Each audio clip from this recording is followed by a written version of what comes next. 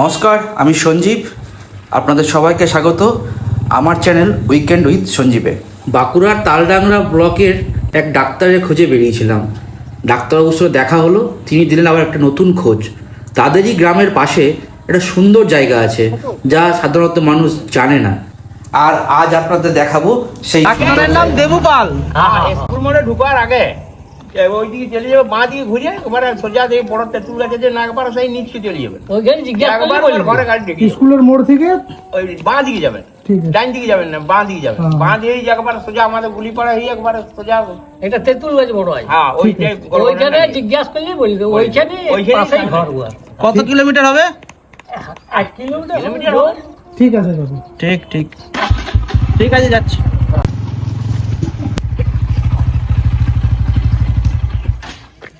Debu doctor? ও, Debu doctor সামনে, এটা না, এটা নয়।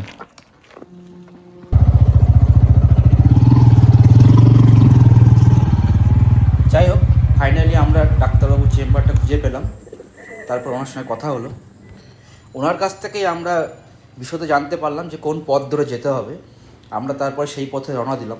তখন বিকেল 3টে, বেশি সময় নয় হাতে, খুব তাড়াতাড়ি গিয়ে তাড়াতাড়ি ফিরে আসতে হবে। দূরত্ব বেশি নয়, মাত্র 1 কিলোমিটার। দেখতেই পাচ্ছেন রাস্তার দৃশ্য কিন্তু কম সুন্দর নয়, এই যাওয়ার রাস্তাটাও খুব সুন্দর। মানে রাস্তাটা খুব এনজয় করতে করতে আমরা গিয়ে আলটিমেটলি পৌঁছালাম। এখন শরৎকাল, মানে পুজো শেষ হয়ে গেছে, কিন্তু এই নদীর চরটাতে পুরো কাশবনগুলো শুকিয়ে যাচ্ছে এখন। মানে এখানে যদি একদম মানে কাশবন থাকাকালীন আসা যেত তাহলে দারুণ লাগতো জায়গাটা। এদিকটা দেখি, পুরো কাশবন।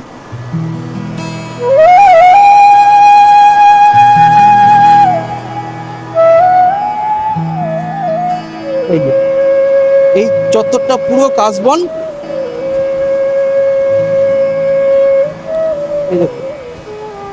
এই কাশবন, মানে এটা ড্রোন শট নিলে পারফেক্ট হতো। আর এই যে এখানে একজন মাছ ধরছে, দেখুন কি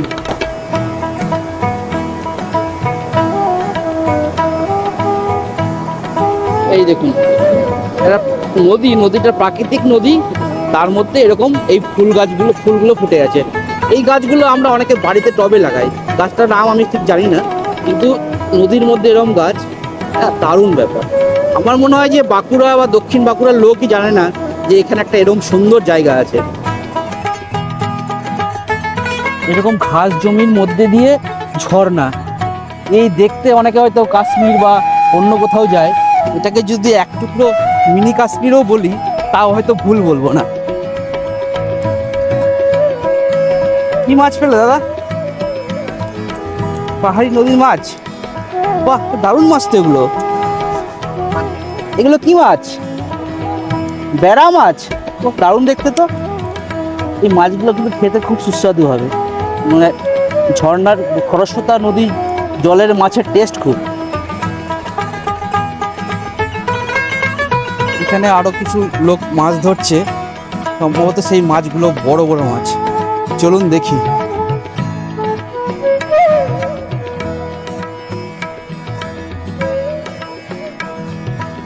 বাবা, আচ্ছা, এখানে বড় মাছ পেয়েছো তো? বড় না মাছগুলো? ও আচ্ছা আচ্ছা, মাছ ভাগাভাগি হচ্ছে। বাবা, কি মাছ ছিল ওগুলো? শোল? আচ্ছা, ওই দেখুন, শোল পেয়েছে, বোয়াল পেয়েছে। এটা যতজন মিলে মাছ ধরেছে একসঙ্গে, তারা ভাগাভাগি করছে। আচ্ছা, এর মধ্যে ফলি মাছও তো আছে মনে হচ্ছে। এই মাছটাকে তো আমরা ফলি মাছ বলি, তোমরা কি মাছ বলো? ফরাট? আচ্ছা, ফলি মাছকে এরা ফরাট বলে।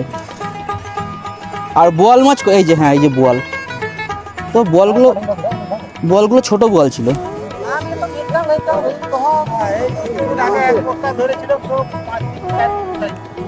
5 কেজি সাইজের বোয়াল এই নদীতে? আচ্ছা, নদীটার নাম কি? শিলাবতী, মানে যেটা সিমলাপালে দেখি সেই নদীটাই তো। এখানে এই জায়গাটা এত সুন্দর, অনেকে জানেই না হয়তো। বললাম যে এই জায়গাটার নাম ভাগর। আচ্ছা, এটা কোন ব্লক? তালডাংরা ব্লক। আচ্ছা,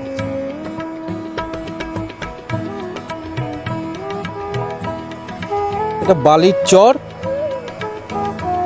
তারপরে একটা নদী আর কিছুটা ঝর্ণা বললেও ভুল হবে না। দেখুন নদীটা কতটা খরস্রোতা, মনে হচ্ছে যে রাঢ় বাংলার একটা নদী, মনে হচ্ছে এটা হিমালয় পার্বত্য অঞ্চলের কোনো পাহাড়ি ঝর্ণা। গর্জন থেকে প্রচণ্ড গর্জন।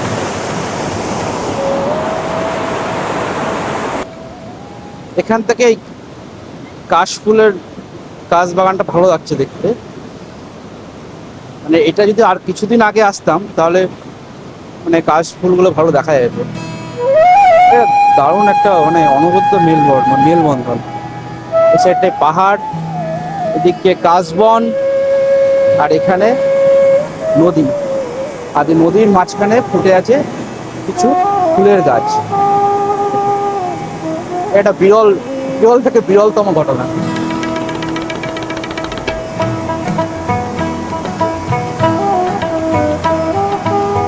তো সৌরভ, তুই যাওয়া যাক নাকি? তুমি জানতে? না, আমিও জানতাম না। তুমি বাঁকুড়ার ছেলে, তুমি জানতে না যে এখানে এরকম একটা জায়গা আছে? শুনেছিলাম কিন্তু কোনোদিন আসা হয়নি। জায়গাটা সত্যি খুব সুন্দর, আপনারা অবশ্যই আসুন, দেখে যান। ও এখানকারই ছেলে, এখান থেকে ওর বাড়ি মাত্র 10-12 কিলোমিটার। ও নিজেই যায় না এত সুন্দর জায়গা। আসলে ও বাঁকুড়ার ছেলে তো, বাঁকুড়া নিয়ে অতটা আগ্রহ নেই। ওর আগ্রহ দার্জিলিং, শিলিগুড়ি, সিকিম এই সমস্ত নিয়ে। এখান থেকে যদি আমরা সানসেটটা নিতাম তাহলে দারুণ লাগতো, কিন্তু যদি আমরা সানসেট এখান থেকে তুলতে চাই তাহলে আমি বাঁকুড়ায় ফিরে যেতে পারবো না। কারণ এখান থেকে ওকে আমি রতনপুরে ছেড়ে দেবো। ওকে আমি রতনপুরে ছেড়ে ওখান থেকে আমাকে বাসে যেতে হবে, কারণ ওর বাড়ি রতনপুর থেকে বাঁকুড়া আরও 13 কিলোমিটার। চন্দন, রতনপুর থেকে বাঁকুড়া কত কিলোমিটার? 15 কিলোমিটার। পাখিটা কি পাখি এটা? ও রোদ পোয়াচ্ছে। হ্যাঁ হ্যাঁ, পানকৌড়ি ওটাই।